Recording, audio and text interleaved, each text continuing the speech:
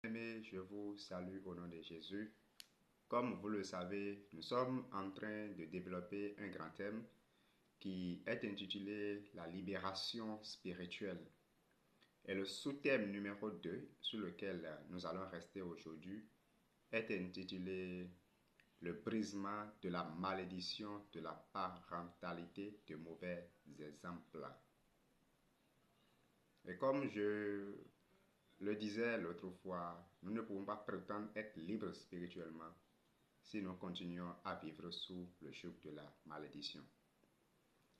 Les parents sont les ministres les plus proches de nos vies. Chaque mot, chaque exemple a formé la base de ce que nous sommes aujourd'hui. Les principaux bâtisseurs du destin des enfants sont les parents. Aujourd'hui, nous sommes à 90% de ce que nos parents nous ont transmis. Il est là important de voir attentivement et avec la vérité de Dieu ce qu'ont été nos vies et de savoir que chaque mot que dit nos pères, c'était des prophéties qui s'est accompli ou qui s'accomplira.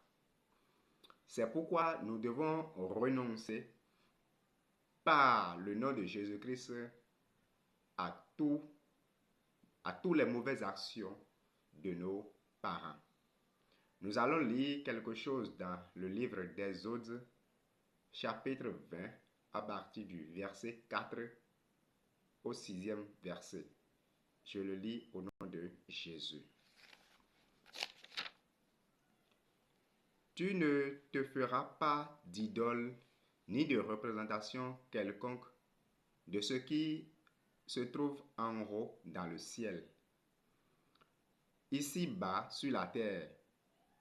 Tu ne te prosterneras pas devant de telles idoles et tu ne leur rendras pas de culte, car moi, l'Éternel, ton Dieu, je suis un Dieu qui ne tolère aucun rival.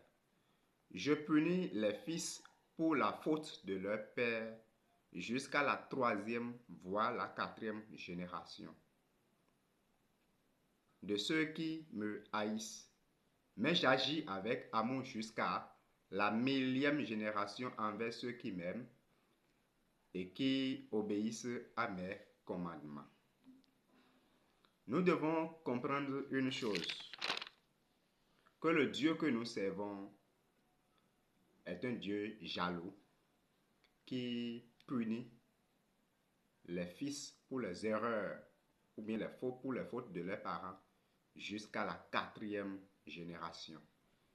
Il est aussi le Dieu qui bénit jusqu'aux 1000e génération de ceux qui obéissent ses commandements.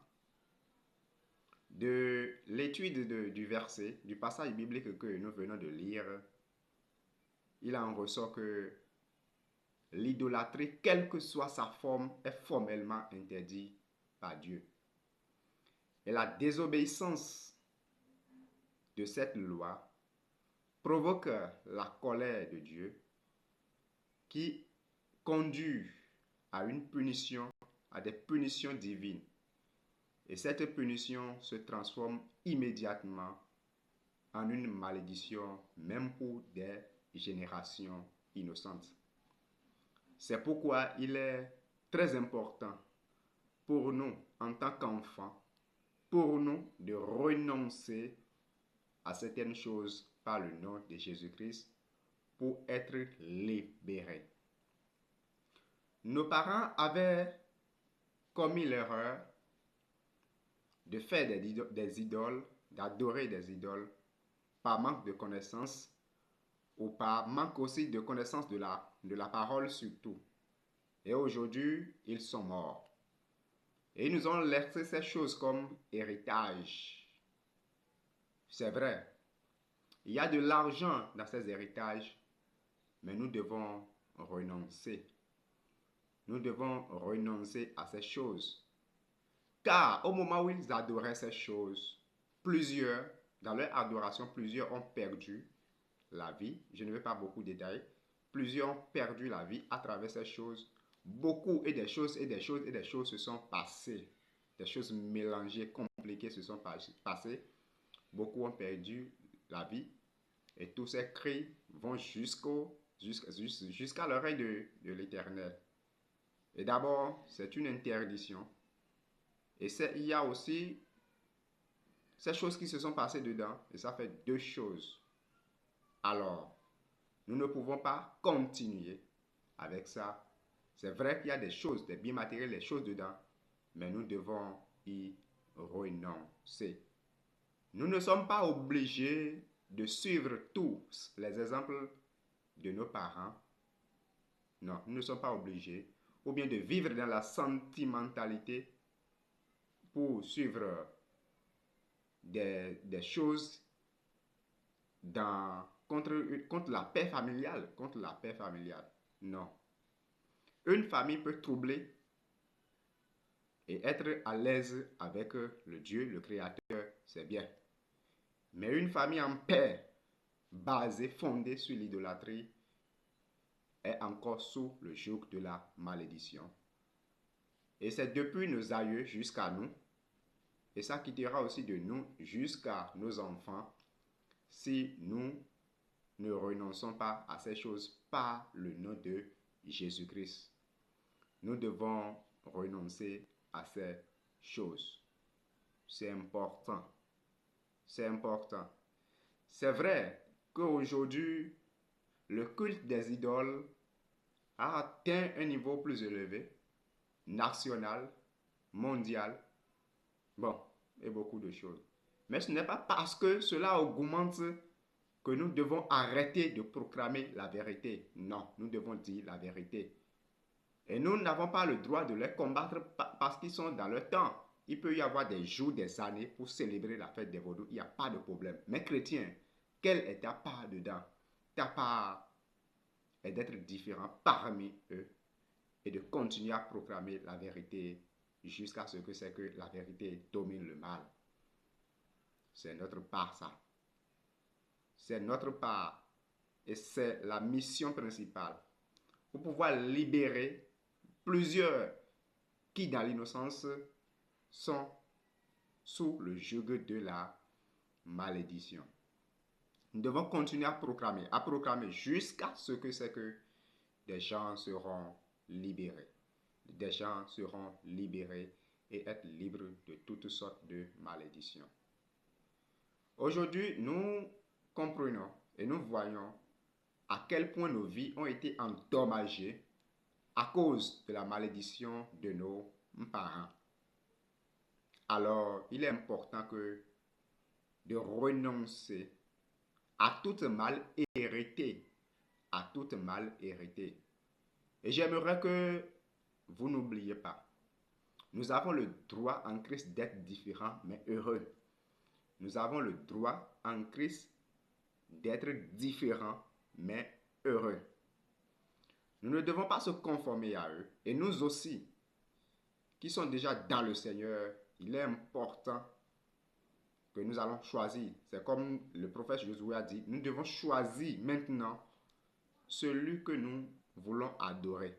Si c'est le Seigneur, nous allons choisir et prendre toute notre appui sur ça.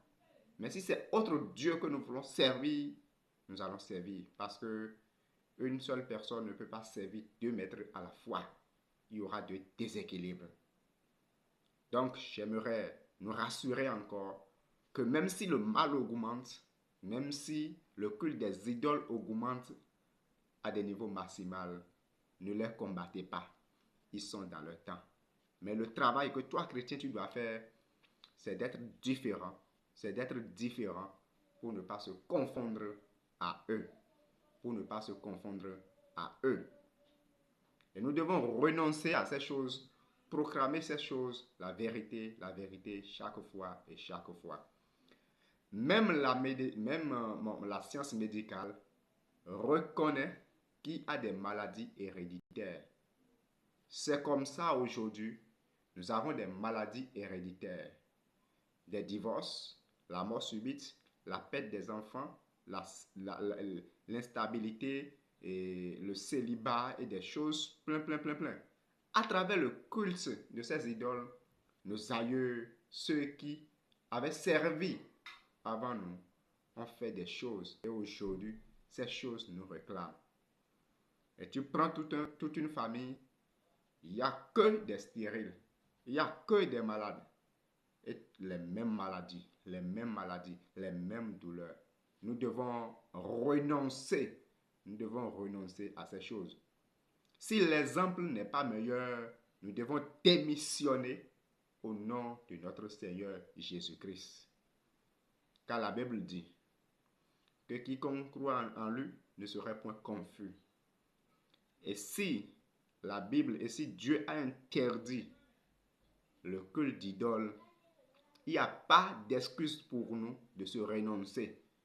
Peu importe les choses matérielles ou bien peu importe la richesse qui s'y trouve, nous n'avons pas le droit que de renoncer. Nous devons renoncer à cela. Nous devons renoncer à cela. Et toute personne qui continue à lutter dans le but de maintenir ces choses, ils vont comprendre qu'ils sont encore sous le joug de la malédiction héréditaire et ils ne seront pas seulement le seul à être punis, les seuls à être punis plutôt, mais toute une génération, même les enfants de leurs enfants. Ce qui n'est pas normal. Alors, sauvons nos vies et sauvons la vie de nos enfants. Sauvons nos vies et sauvons la vie de nos enfants. Nous devons renoncer à ces choses.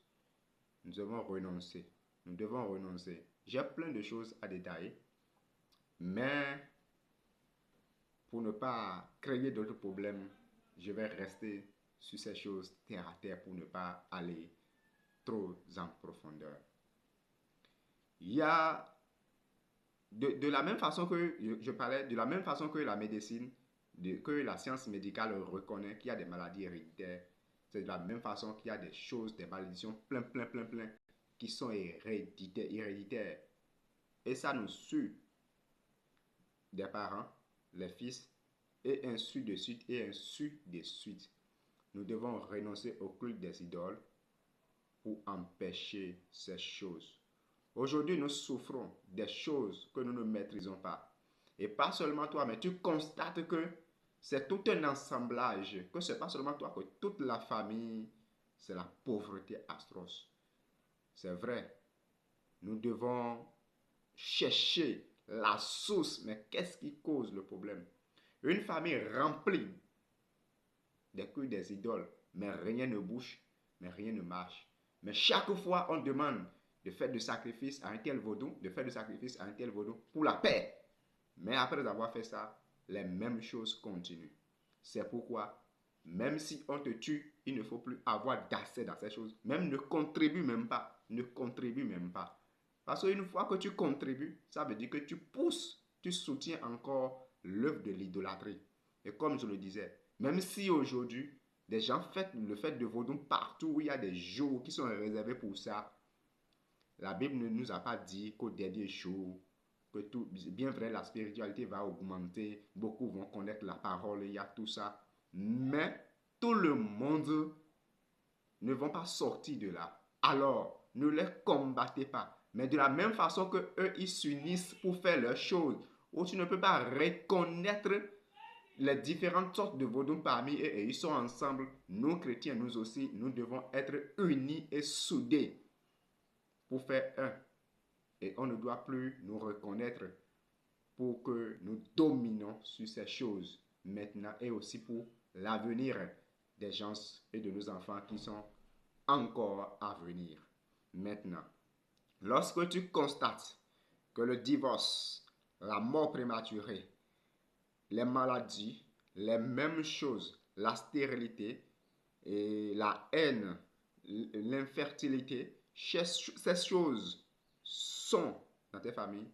Ce n'est pas seulement que tu dois avoir toutes ces choses, mais tu peux identifier parmi les choses que nous citons et encore des choses que nous n'avons pas citées, tu peux y identifier et voir ce qui te concerne. Et lorsque tu